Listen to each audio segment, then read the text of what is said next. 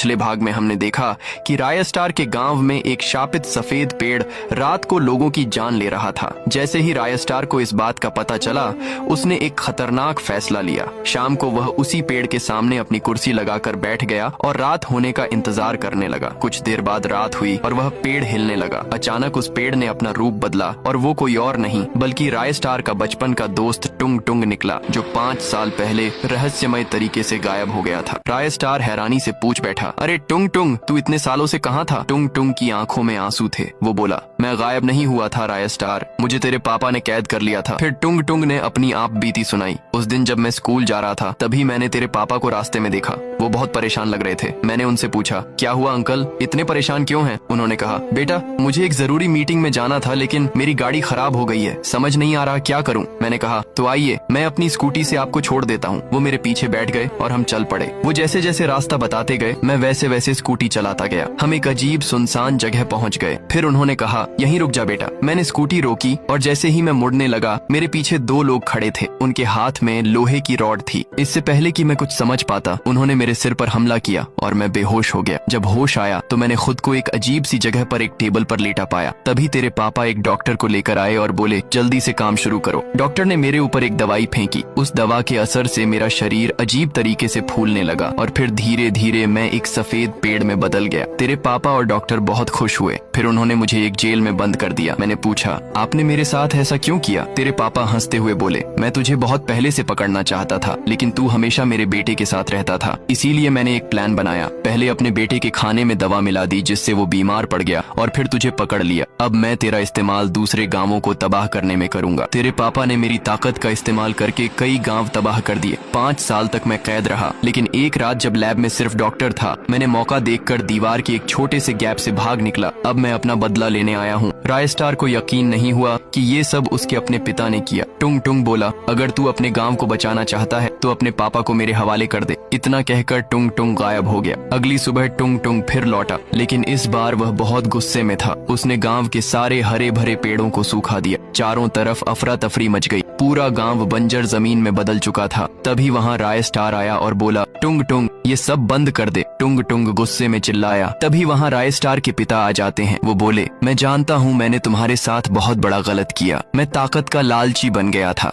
अगर सजा देनी है तो मुझे दो, लेकिन इन गांव वालों का क्या कसूर? ये सुनते ही टुंग टुंग कुछ पल के लिए चुप हो गया। फिर उसने कहा, यही तो मैं सुनना चाहता था। आपको अपनी गलती का एहसास हो गया, यही मेरे लिए बहुत है। वैसे भी मैं अपने जिगरी दोस्त के बाप को कैसे मार सकता हूँ? फिर टुंग टुंग ने अपनी शक्ति से पूरे गांव को फिर से हरा भरा कर दिया।